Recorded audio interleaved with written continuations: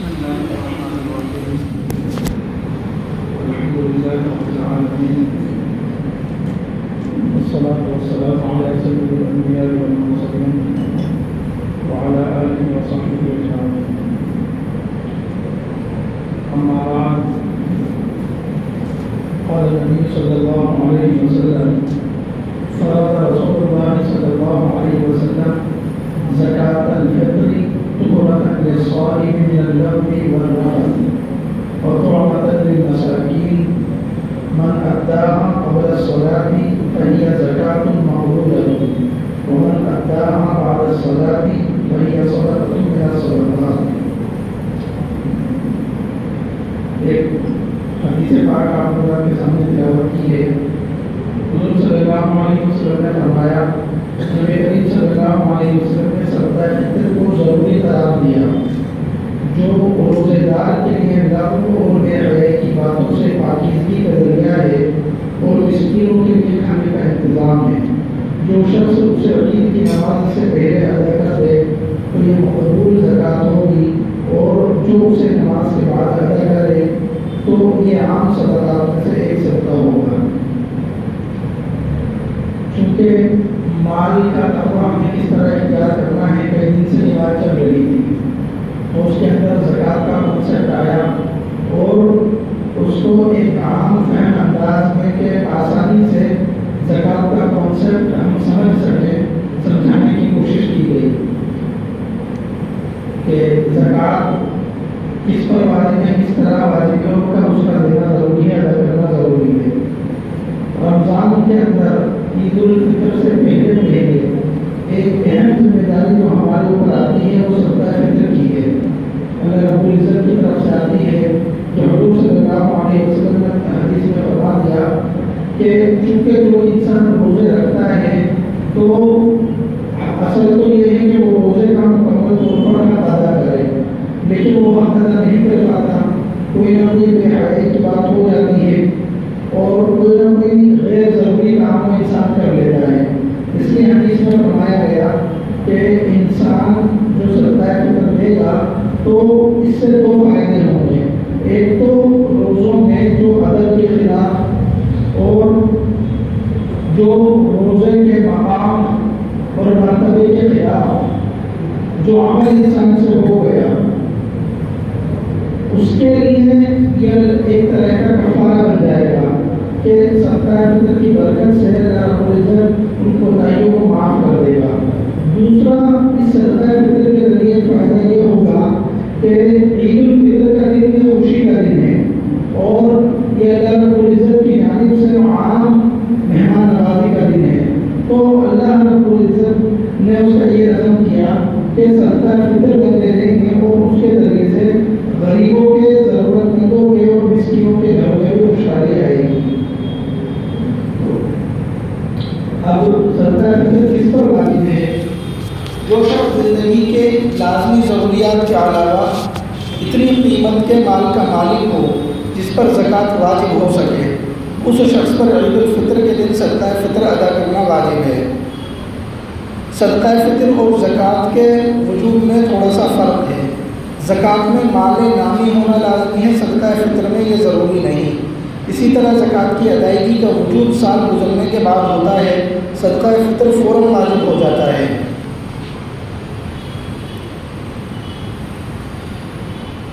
یعنی جو مال زکوٰۃ کا بتلایا تھا کہ اتنی کوانٹٹی میں مال ہو نصاب کے برابر، اتنا مال جس شخص کے پاس ہے اس پر صدقہ فطر واجب ہے. فرق بس اتنا سا ہے کہ زکوٰۃ کے لیے اس مال کا ایسا ہونا ضروری ہے کہ ڈائریکٹلی انسان اس کو کہیں انویسٹ کر کے اس مال کو بڑھا سکے، یا مال نامی جس کو شریعت میں بولتے ہیں کہ مارکیٹ میں اس کی قیمت بڑھتی رہے، مارکیٹ میں وہ بڑھتا رہے، اس کو بڑھایا جا سکے. تو ایسا نہیں ہے، یعنی سونا یا چاندی ایک کرنسی نہیں ہے. نارمل کسی بھی شکل میں مال کو دولت ہے انسان کے پاس اور ضرورت سے زائد ہے اور انسان کو پہنچ رہا ہے تو اس انسان کو صدقہ فطر آئے گا.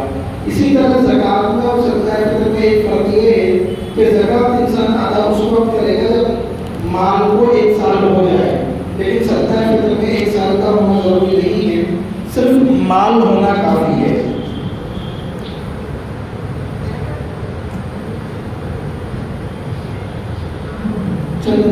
مسائل ہیں صدقہ فطر کے وہ بتائے جا رہے ہیں۔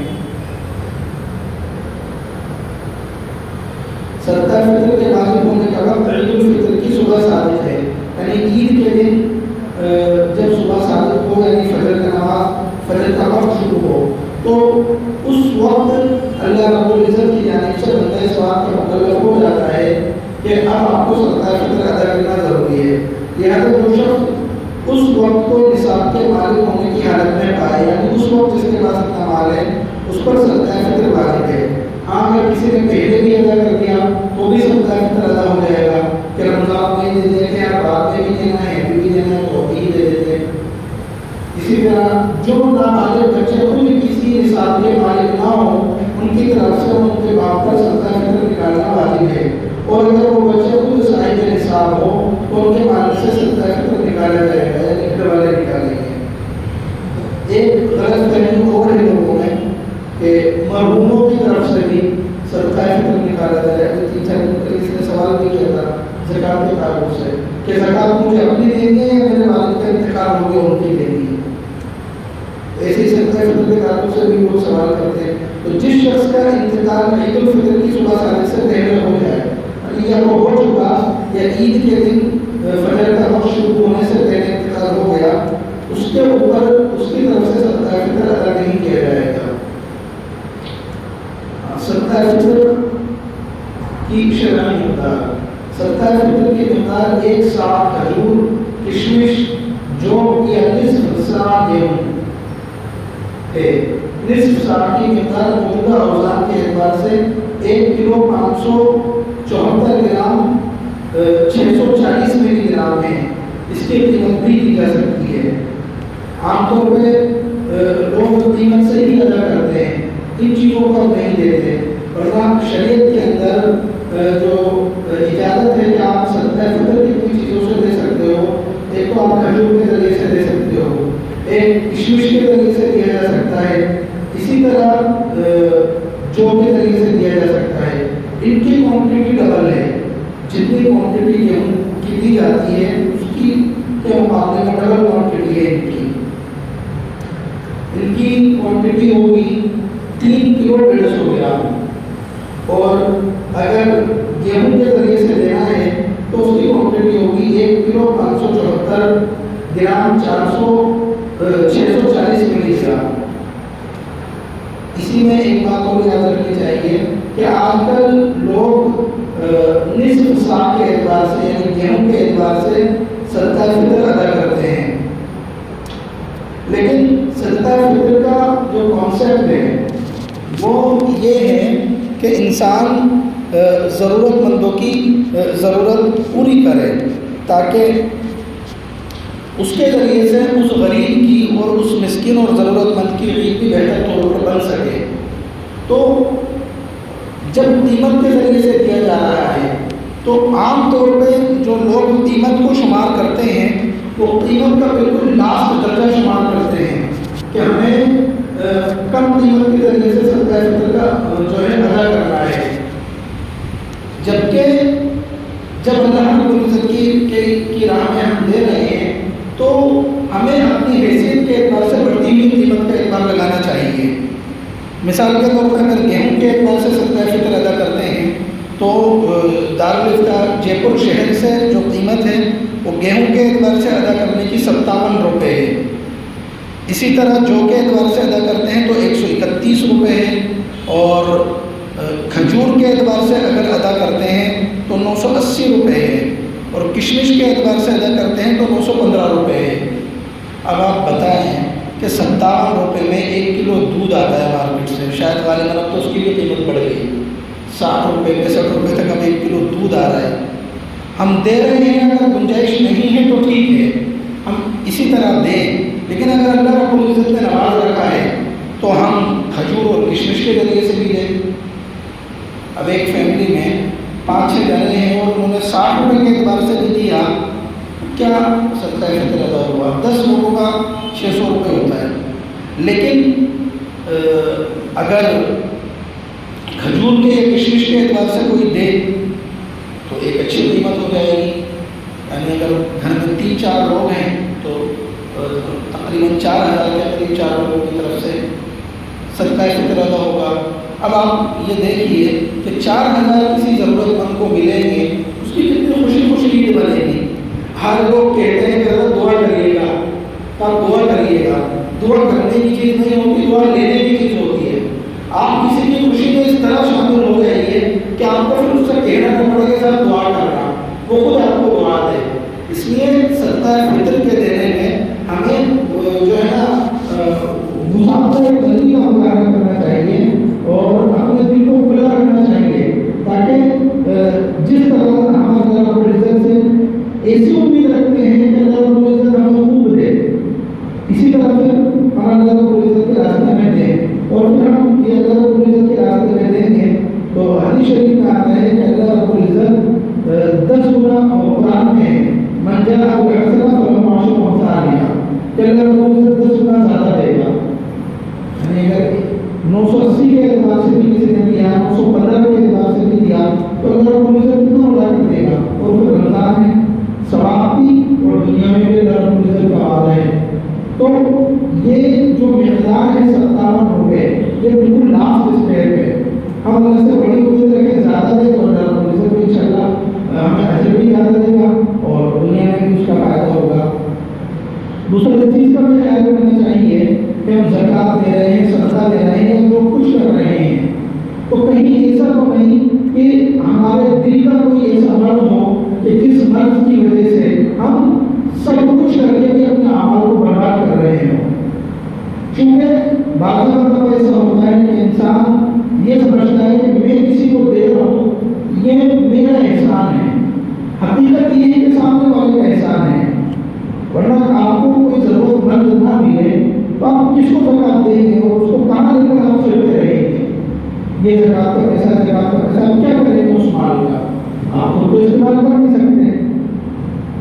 قرآن کے اندر الذین ينفقون اموالهم فی سبیل اللہ، وہ لوگ جو اپنے مال کو اللہ کے راستے میں خرچ کرتے ہیں، ثم لا يتبعون ما انفقوا منا ولا اذى، پھر اس کے بعد اپنے خرچ کیے ہوئے مال پر وہ نہ تو احسان جتلاتے ہیں نہ کسی کو تکلیف پہنچاتے ہیں۔